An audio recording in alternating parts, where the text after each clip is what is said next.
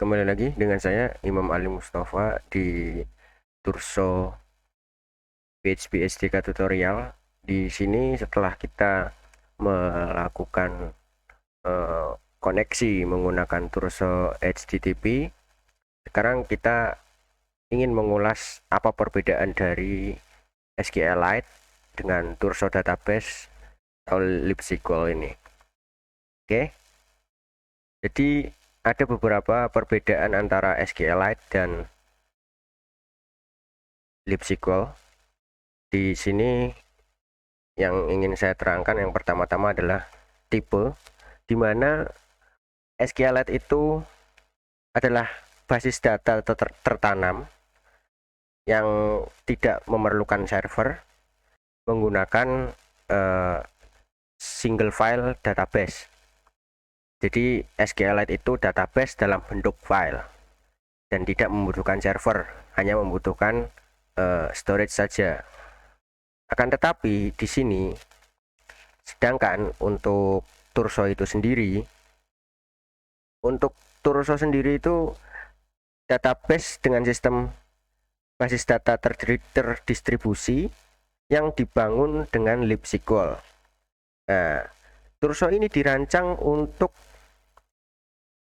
penyimpanan dan pengambilan data secara global ya. Jadi Turso ini sangat cocok untuk serverless karena secara distribusi dia bisa melalui HTTP. Karena Turso ini memang dirancang untuk global scalability. Jadi kita bisa mengakses database kita dimanapun melalui HTTP. Seperti contohnya kalau misalkan kita bekerja di serverless seperti Vercel, seperti apa yang tidak support dengan server yang tidak support dengan penyimpanan persisten. Jadi kita bisa query ke database kita menggunakan HTTP karena Turso sendiri itu dibuat memang untuk distributed database system. Jadi databasenya bisa didistribusi melalui HTTP protokol. Dan selanjutnya SQLite itu cocok untuk penyimpanan lokal dalam satu aplikasi. Sedangkan Turso sendiri, Turso Database itu mendukung lagi-lagi basis data terdistribusi yang memungkinkan aplikasi itu bisa diakses dimanapun. Jadi secara distribusi, kalau misal kita pakai SQLite, ya databasenya hanya di device itu aja, hanya di server itu aja. Akan tetapi kalau misalkan kita menggunakan Turso, kita bisa mengakses datanya itu dimanapun. Dan untuk SQLite secara replikasi, SQLite itu sendiri by default tidak support untuk replikasi. Sedangkan Turso itu mendukung replikasi tertanam dengan improve atau dengan kemampuan yang bisa mentoleransi kesalahan. Jadi Turso ini melakukan improvisasi terhadap SQLite supaya SQLite ini production ready dan bisa diakses dimanapun secara availability, ketersediaan, dan bisa mentoleransi kesalahan. Jadi kita tidak hanya memiliki satu database, tapi kita bisa memiliki beberapa database yang bisa kita akses untuk seluruh aplikasi kita. Dan ini sangat murah dan sangat cepat. Jadi Turso itu memang benar-benar mengimprove SQLite. Nah, kita bicara soal optimasi. Untuk SQLite sendiri, optimasi pada SQLite itu baik untuk keadaan dalam kinerja penyimpanan lokal. Nah, dan Turso sendiri itu juga teroptimasi, namun Turso itu mengimprove low query latency di lingkungan terdistribusi. Jadi kalau misalkan SQLite itu hanya satu lingkungan, dan SQLite tidak terdistribusi secara global seperti Turso. Nah, Turso ini terdistribusi secara global dan dioptimasi memang untuk low query latency. Jadi kita bisa mengquery database kita itu dengan cepat, meskipun ada di beberapa lokasi atau di beberapa tempat.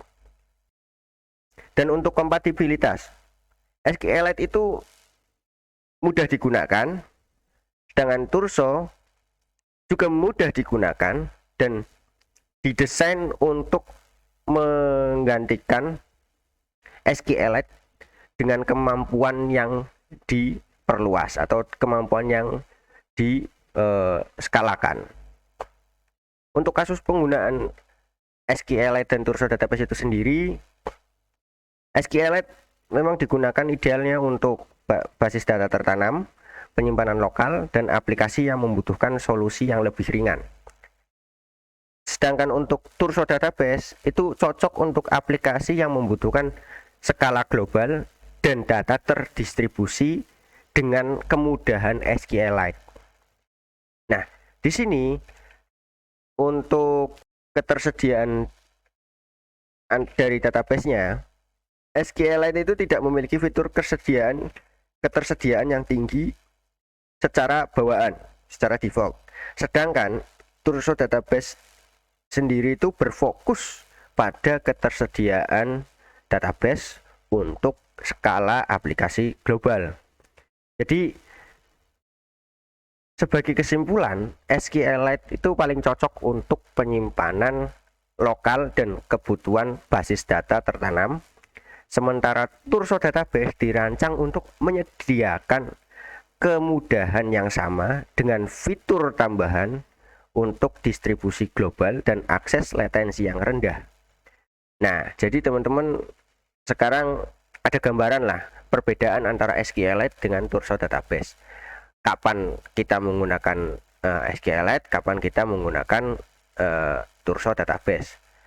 Tapi sebagai opini saya, lebih mudah menggunakan Turso database karena kita bisa lebih kreatif lagi untuk berkolaborasi dengan beberapa developer di tim kita, karena kita bisa menyediakan server libsql server untuk local development yang bisa kita distribusikan lewat network.